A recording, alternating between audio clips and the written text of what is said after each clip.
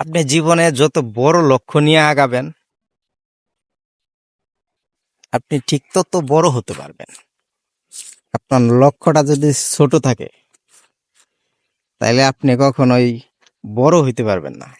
ওই লক্ষ্য পর্যন্তই আপনি যেতে পারবেন। কারণ আপনি 1 লক্ষ টাকার মালিক হওয়ার জন্য স্বপ্ন দেখতেছেন। আপনি কি করে সেখানে 1 কোটি টাকার মালিক হবেন বলেন তো? এটা কি সম্ভব? আপনি কি সেইভাবে পরিশ্রম করবেন? কোনো দিনই করবেন না। আপনি ওই 1 লক্ষ টাকা কামানোর জন্যই পরিশ্রম করেন, কখনোই 1 কোটি টাকা কামানোর জন্য না। তাই আপনি যদি 1 কোটি টাকার মালিক হইতে চান, তাহলে আপনার ওই 1 কোটি টাকা কামানোর লক্ষ্যটা স্থির করতে হবে। যা এই ভিডিওটাতে একদম বাস্তবভাবে আমাদের বুঝিয়ে দিয়েছে যে লক্ষ্য স্থির করা একজন মানুষের সফল হওয়ার জন্য কতটা জরুরি।